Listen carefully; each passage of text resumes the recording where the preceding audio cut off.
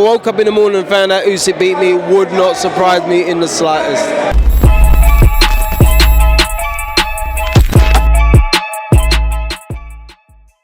This is Jonathan Aguilar, Fifth Pro Boxing Fans, joined by Gary Logan here in Box Park, Croydon. Gary, haven't seen you since that famous night in Bolton. How's life been since the Samuel Antwi fight? It's been great. It's been great. Every day I'm blessed. It's what you want as a coach. It's taken me years to get there.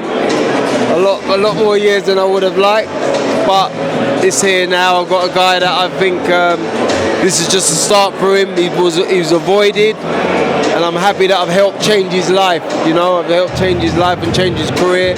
I think he's one of the most avoided fighters out there, and now he's got that belt around his waist. He is now the hunted, and he's got to train as such, and we've got some heavy challenges ahead. I remember you saying to me on the night that training a guy to become British champion is something you've always wanted to do. So how much did it mean to you? I know it meant a lot to you on the night, and how much does it mean to you now? Boxing's my life. It means everything to me. It has been my life. It's just part of me. You know what I mean? And to have a champion in the sport that I love, that's given me so much, means the world. And what's next for Samuel? Have you had any discussions, or is he enjoying his time?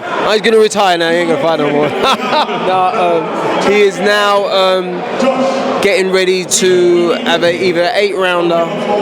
We're looking at getting a quick 8-rounder in, and then we're hearing whispers of Troy Williamson title defence, which would be a great title defence. That's a great fight. And who else are you working with at the moment?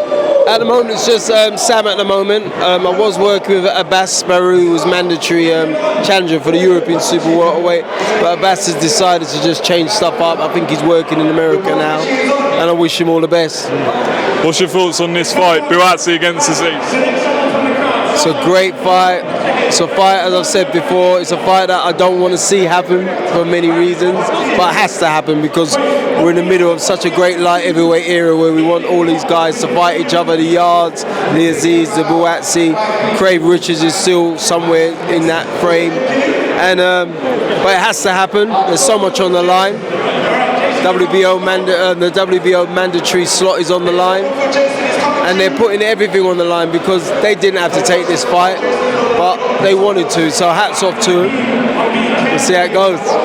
And a lot's been said about the events here in Croydon last week with the girl tragically getting stabbed. A lot of people sometimes criticise this sport for the dangers, but in your experience, how much does this sport help young people out?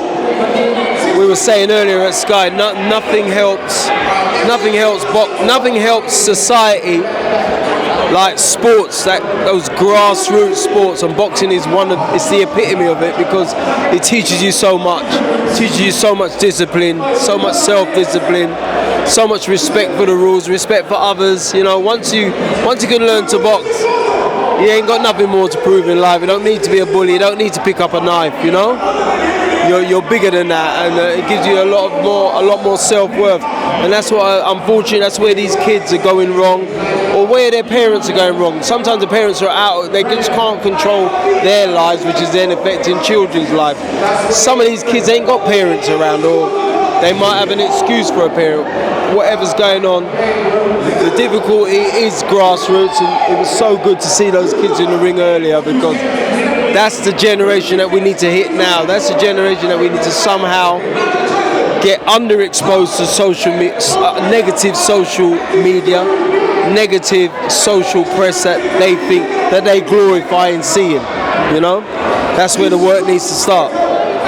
Just a couple more before we finish, Gary. There was news the other day that Anthony Joshua's taking over with Ben Davison.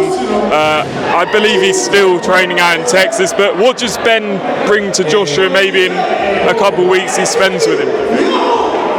Ben's got experience of working at world title level. Maybe that's what Anthony wants to, that's what he wants to choose and stay with. And Anthony's always up for picking up different ideas from different coaches, and I think that's why he's gone down that route. And finally, Fury-Usyk is apparently signed. What's your thoughts on that? let's hope it happens. I pray it happens. I really want it to happen, and may the best man win. Fury's gonna have to go to the world to beat him. You know, he's gonna have to.